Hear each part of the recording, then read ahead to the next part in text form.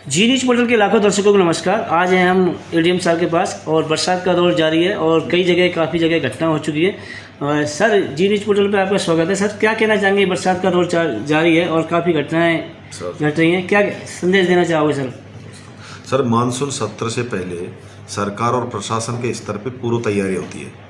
तो हमारे प्रशासन ने, यहाँ के स्थानीय प्रशासन ने जब मानसून शुरू नहीं हुआ था उससे पहले ही हमने तैयारियां कर ली थी। जो मीटिंग्स होती है वो भी हमने यहाँ प्रायोजित कर ली थी। और हमारी जो तैयारी है इसको लेकर हमारे जो यहाँ उपखंड जैसे वजीरपुर है, बामनवास है, तलावड़ा है, बरनाला है, गंगापुर सिटी है, तो इसको लेके हमने एक सैद्धांतिक और जो एक रिपोर्ट बनाते वो हम बना चुके। हमने मोटे मोटे तौर पे हम ये कह सकते हैं कि हमारे यहाँ कुल टोटल 28 से 30 डैम है। उसमें मौजूदा स्थिति ये है कि उसमें से 3 डैम ऐसे हैं जो ओवरफ्लो चल रहे हैं। और डैम जल संसाधन विभाग की जो रिपोर्ट प्राप्त हुई है उसमें ये रिपोर्ट प्राप्त हुई कि अभी और डैम ओवरफ्लो नहीं हुए। ओनली 3-4 डैमों को छोड़ के सब डैम अभी पूर्ण रूप से भरे हुए नहीं है। इसके अलावा मैं कहना चाहूँगा कि हमारे पास जैसे बामनवास है उसमें WRD की तरफ से 300 कट्टे हमने रेत से भरवा के वहाँ उपखंड मुख्यालय पे रख रखे हैं। मान लो कोई इशू आता है तो हम वहाँ से रेत और जो JCB है जिसके टेंडर हमने कर लिए WRD ने, तो JCB और जो रेत है उसको अपन ले जाके जो भी इंसिडेंट हो तो उसका अपन समाधान कर सकते हैं। गंगापुर सिटी के लिए भी मैंने WRD को कहा कि यहाँ भी कम से कम 500 कट्टे रेत के भर के अपन रखे, जैसे कोई इंसिडेंट हो तो अपन JCB रेत के कट्टे रवाना कर सके तय टाइम पे। इसके साथ ही हमने सभी गिरदार पूरे तमाम जो पटवारी उनको सबको निर्देशित किया है कि अपने अपने इलाके में जो पुलियाएँ हैं, रपट है, जहाँ आम लोग जाते रहते हैं और वो अज्ञानतावश उसमें चले जाते हैं, फिर बाद में इंसिडेंट हो जाता है।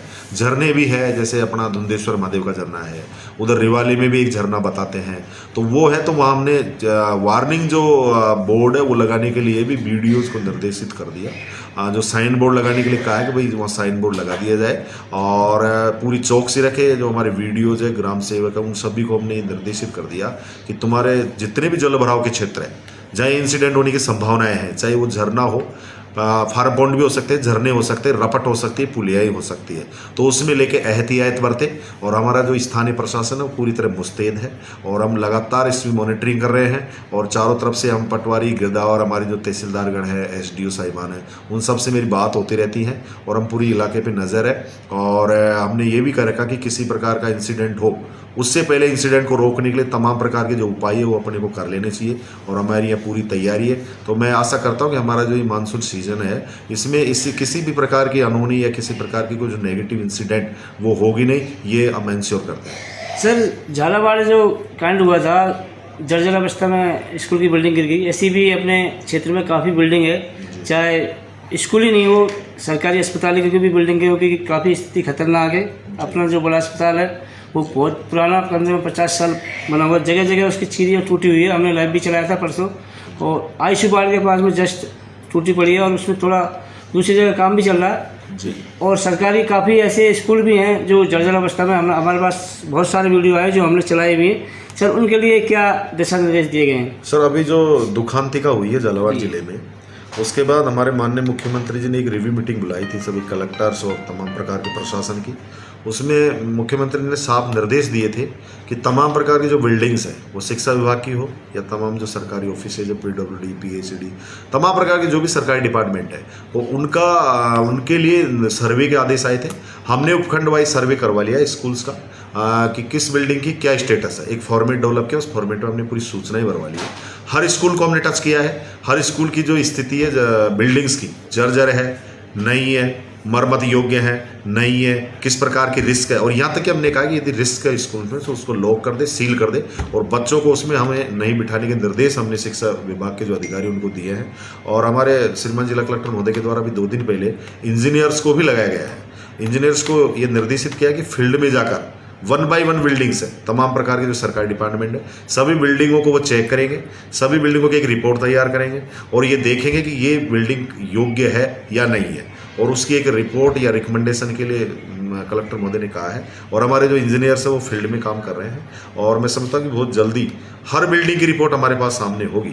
और फिर हमारा प्रयास ये रहेगा कि सरकार से कन्वे करके जो बिल्डिंग जर्जर है, जिनसे अपने को ये संभावना है कि यहाँ कोई हादसा हो सकता है या किसी प्रकार के नेगेटिव इंसिडेंट होने की संभावना है, तो हम प्रयास करेंगे, उस रिकमेंडेशन करके उसको फुलफिल करवाएंगे और निश्चित रूप से मरम्मत होगी। और निश्चित रूप से मरम्मत होके जब वो बैठने लायक बन जाएगी उसके बाद ही हम जो बच्चे हैं, स्टूडेंट्स हैं, जो भी उसमें कर्मचारी बैठते हैं, चाहे किसी प्रकार का ह्यूमन बीइंग हो, तो हम उसको अलाउ करेंगे। तब तक हमारे यही है सबका प्रयास कि तमाम प्रकार की जो बिल्डिंग्स हैं उनका सर्वे कर ले। यदि कहीं ऐसी समस्या तो बच्चों को हमने निर्देशित कर रखा है, टीचर्स को, कि बच्चों को कम से कम दूसरी जगह शिफ्ट कर दे, तो इस प्रकार का कोई इंसिडेंट नहीं है। सर गंगापुर जिले में जब से 15-20 दिन से गंदा पानी आ रहा है नलों का, क्योंकि मंडराल से हमने मालूम किया था, मंडराल से समस्या आ रही है, तो वो डायरेक्ट मटमैला रंग का पानी आ रहा है जो पीने योग्य नहीं है। सर उस पर कुछ कार्रवाई?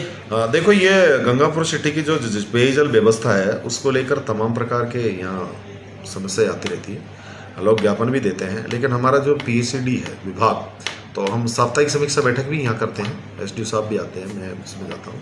तो हमारा प्रयास ये रहता है कि गंगापुर के जो स्थानीय निवासी है उनको एक स्वच्छ और सुरक्षित पेयजल मिले।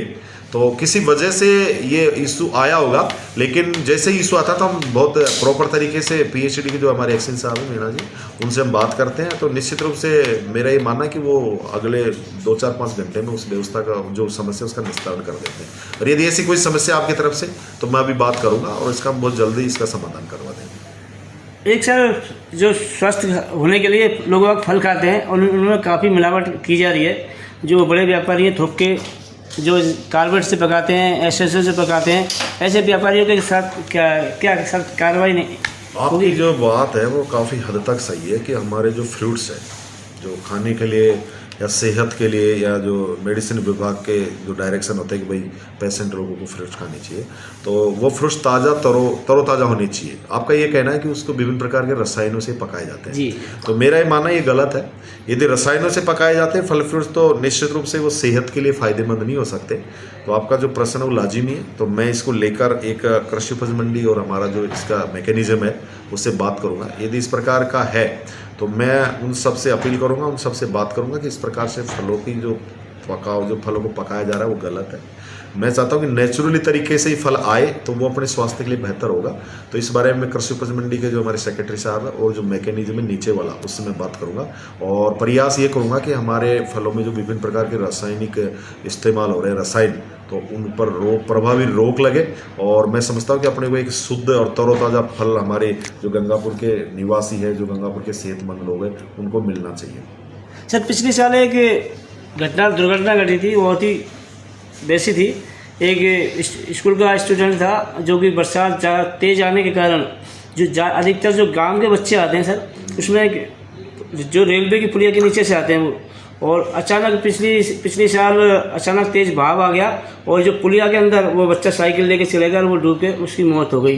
इस तरह से सर अब बरसात का मौसम है, उन ऐसे स्कूल जैसे अगर बरसात आती है तो या तो पहले छुट्टी करें जी।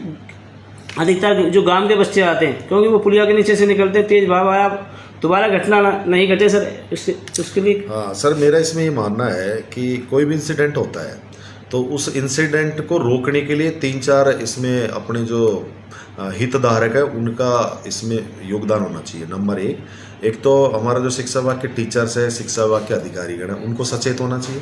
दूसरा, उनके जो पेरेंट्स हैं उनको भी इस बारे में सचेत होना चाहिए और हमारा एडमिनिस्ट्रेशन के साथ मिलकर इनको काम करना चाहिए। तो हमने यहाँ स्थानीय प्रशासन के माध्यम से हमारे जो सेक्रेटरीगण हैं, सरपंचगण हैं, स्थानीय जनप्रतिनिधिगण हैं और जो विभिन्न प्रकार के NGOज है, गाँव में विभिन्न प्रकार के जो सामाजिक कार्यकर्ता है, उन सबको हमने संदेश पहुँचाया है और हम सबसे अपील की है कि इसी प्रकार का कहीं भी इंसिडेंट हो, कहीं भी तुम्हें ऐसा लगे कि यहाँ बच्चे जा रहे हैं आ रहे हैं, तो आपको खुद स्वयं मतलब ऑटोमेटिक रूप से उनको रोकना चाहिए। उनके माता पिताओं को इसमें एक बहुत बड़ी जिम्मेदारी है उनको, क्योंकि बरसात का टाइम है तो उनको माता पिताओं को आसपास के जो एरियाज है उन सबका पता रहता है कि कहाँ जल भराव का क्षेत्र है, कौन सी पुलिया है, कौन सी रपट है। इसमें अमूमन जो बच्चे हैं जैसे पिकनिक के लिए चले जाते हैं, घूमने चले जाते हैं, नहाने चले जाते हैं, तो मैं सबसे अभिभावकों से ये अपील करूँगा, स्वयंसेवी संगठनों से अपील करूँगा, सामाजिक कार्यकर्ताओं से अपील करूँगा और हमारे जो स्थानीय एडमिनिस्ट्रेशन और पुलिस मैकेनिज्म है सबसे मैं अपील करूंगा कि हम सबको मिलकर एक प्रभावी रणनीति इसमें बनानी चाहिए। और मैं समझता हूं कि इस प्रकार से सब मिलकर यदि काम करें तो मैं समझता हूं कि इस प्रकार के इंसिडेंट नगण्य हो सकते हैं। क्योंकि निश्चित तौर पे मैं ये कह सकता हूं कि ये जो इंसिडेंट होते हैं कहीं न कहीं लापरवाही की वजह से होते हैं। तो इसमें स्थानीय जो लोग हैं, स्थानीय जो अभिभावक है, उनकी भी ये जिम्मेदारी सुनिश्चित होनी चाहिए कि अपने बच्चों को इस समय पिकनिक पे पुलियाएँ हैं, पानी को देखने चले जाना, नहाना धोना, इन पे सब पे एक प्रभावी रोक लगाई जानी चाहिए। मॉनिटरिंग प्रभावी होनी चाहिए। शिक्षकों से मैं अपील करूंगा कि जहाँ भी स्कूल के आसपास जल भराव के क्षेत्र है, कोई आने जाने में बच्चों का मूवमेंट हो रहा है, वहाँ पुलिया है, रपट है, तो उसकी स्थिति को भांपते हुए शिक्षकों को डिसीजन लेने चाहिए, है ना। देखना चाहिए कि भाई बच्चे आएंगे तो क्या इंसिडेंट हो सकता है। जैसे मान लो ज़्यादा जल का भराव है, जल क्षेत्र या जल स्तर बढ़ा हुआ है, तो बच्चों को नहीं आने के लिए प्रेरित करें। और बच्चे स्कूल में हैं, बारिश हो गई है, तो कम से कम सुरक्षित स्थान पर उनको बिठाएं, चारों तरफ की मॉनिटरिंग रखें, और वहाँ के जो स्थानीय सरपंच है, स्थानीय जो सामाजिक कार्यकर्ता है, उनके अभिभावक है, उनसे मिलकर एक रणनीति पर अपन काम कर सकते हैं। मैं समझता हूँ ये इंसिडेंट बहुत नगण्य हो सकते हैं।